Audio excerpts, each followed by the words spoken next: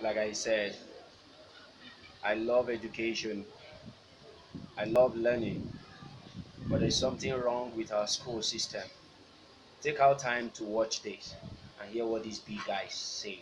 Well, oftentimes business education today, and I see it all the time, kids come out of college, the best colleges, Wharton and Harvard and Stanford and some of the great business schools, and they'll come out and they won't have practical experience. There's too many case studies that aren't practical. You know, we ask kids that are 16 to 18 years old to make $100,000 debt decisions when they go off to university. And they're not prepared for that. They don't know what they're getting themselves into. They just assume, okay, I'm going to pay 4 years of education at $25,000 a pop, and when I come out the other side, somehow I'll be able to pay it back. Right. That's not how life works anymore.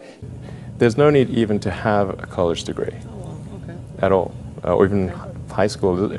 I mean, if somebody graduated from a great university, that may be an indication that they will be capable of great things, but it's not necessarily the case. You know, if you look at, say, people like Bill Gates or Larry Ellison, Steve Jobs, these guys didn't graduate from college.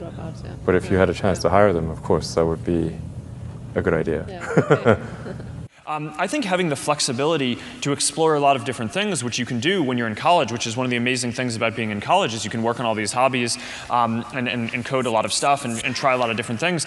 It's this amazing flexibility that I think most people take for granted. And once you decide, okay, I'm going to start a company and I'm going to do it with someone else, you immediately now need to convince someone else if you want to change your mind on something. And I think people really undervalue the option value and flexibility. I think explore what you want to do before committing is really like the key thing. And keep yourself flexible.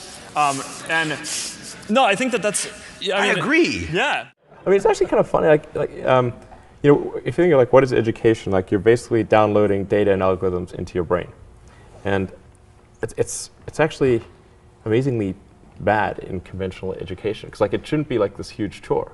You know, someone's standing up there kind of lecturing at people, and they've done the same lecture 20 years in a row, and they're not very excited about it. And in fact, I think a lot of things people learn, probably there's no point in learning them, because they never use them in the future. Because a lot of kids just in school kind of puzzled as to why they're there. The people who are doing the work that we care about are figuring out what to do next, not following the person who told them what to do next. And the problem with most colleges is they are high school, but with more binge drinking.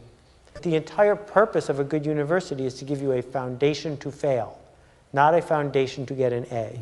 And if you graduate from college with straight A's, you have to do some serious soul searching as to why you chose to spend your time doing that. The A students work for the B students, the C students run the businesses, and the D students dedicate the buildings. It's like the newspaper industry, right? More printing presses, more big buildings, right? Makes us look grander. We have brains that we're putting them out there. There's a point of diminishing returns in terms of what it's worth for a college education and how much debt you're willing to saddle yourself with. A lot of people follow. A lot of people are followers. Generally, if not, we'd have problems. We have too many entrepreneurs. We have too many successful people. Like, look how many people go through business classes. If everything you needed was in that actual business class, in that book, it'd be too many successful business people. Right. How many people graduate? Matter of fact, the professor wouldn't have the time to sit there and teach you.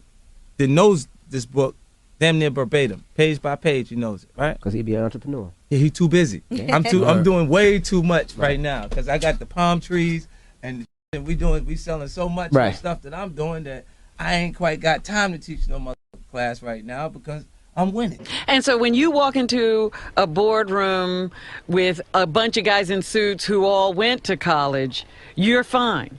Yeah, I mean, because they read a bunch of words. I've lived a bunch of life. Well, that's true. Their law degree doesn't intimidate you, in other words.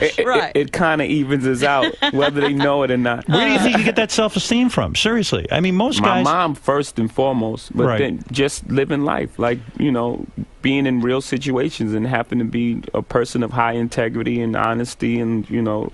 You never embarrassed yourself? No, of course not. You never walked in and said, "Oh, everybody thinks I'm ignorant here. I'm stupid." I don't feel ignorant. Right. You know, I don't. Right. I felt like I came up in a situation, or a time, you know, where I wasn't afforded certain